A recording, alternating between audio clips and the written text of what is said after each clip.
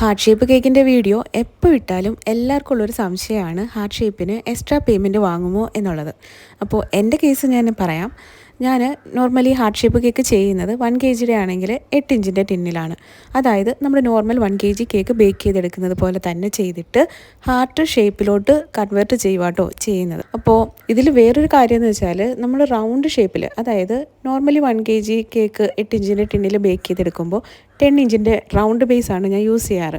പക്ഷേ ഈ ഒരു കേസിൽ നമുക്ക് റൗണ്ട് ബേസ് ചെയ്യാൻ പറ്റില്ല. കാര്യം ഹാർട്ട് ഷേപ്പ് ചെയ്ത് വരുമ്പോഴത്തേന് കുറച്ച് വീതി കേക്കിന് വരുമ്പം ആ റൗണ്ട് ബേസിൽ ഇരിക്കില്ല. അതുകൊണ്ട് തന്നെ സ്ക്വയർ ബേസിലാണ് എടുക്കാറ്. അപ്പോൾ ഇതിൽ നമ്മൾ എക്സ്ട്രാ ആയിട്ട് ഒന്നും ആഡ് ചെയ്യുന്നൊന്നുമില്ല. കുറച്ച് ടൈം എടുത്ത് ചെയ്യുന്നു എന്നല്ലാതെ വേറെ സ്പെഷ്യലായിട്ടൊന്നും ആഡ് ചെയ്യാത്തത് കൊണ്ട് ഞാൻ നോർമൽ 1 kg കേക്കിന് എത്ര രൂപയാണോ വാങ്ങുന്നത് അത് തന്നെ കേട്ടോ ഈ ഒരു കേക്കിനും എടുക്കുന്നത്. പക്ഷേ വേറൊരു കേസിൽ, അതായത് ഇപ്പോൾ കസ്റ്റമർ പറയുകയാണ് സ്ക്വയർ ബേസ് വേണ്ട, എനിക്ക് കുറച്ചും കൂടെ വലിയ റൗണ്ട് ബേസ് തന്നെ വേണമെന്ന് പറയുകയാണെങ്കിൽ നമ്മൾ 2 kgയുടെ ബേസ് എടുക്കും, അതായത് 12 ഇഞ്ചിൻ്റെ ബേസ്.